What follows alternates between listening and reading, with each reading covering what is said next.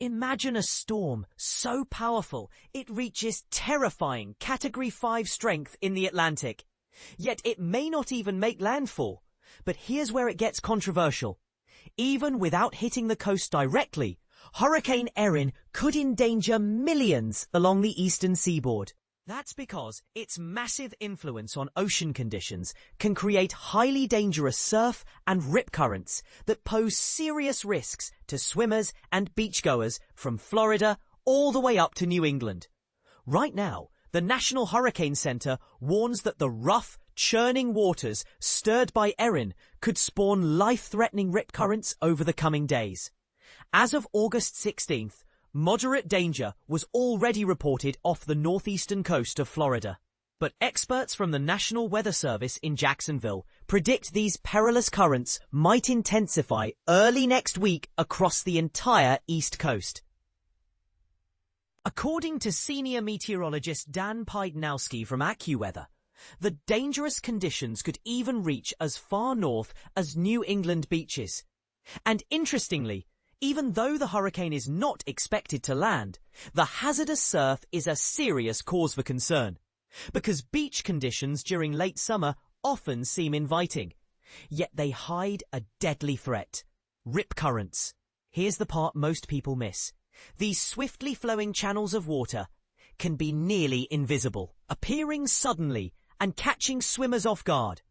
Rip currents are powerful, narrow streams that surge away from the shore, pulling anyone caught in them into deeper waters. They can be faster than Olympic athletes can swim, and are perpendicular to the coastline, making escape tricky. These currents are responsible for the majority of drownings at beaches each year.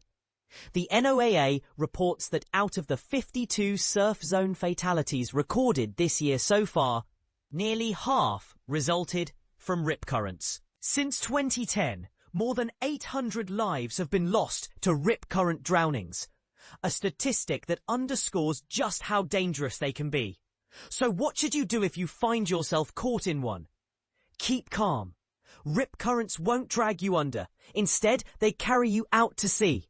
Fighting against the current by swimming directly back to shore can exhaust you quickly, increasing the risk of drowning. Instead, the safest move is to swim parallel to the shoreline until you're free from the current. Then angle yourself back toward the beach. And if you see someone else caught in a rip current, be cautious. Many drown trying to rescue others. The NOAA Rip Current Survival Guide recommends calling for professional help, such as a lifeguard if available.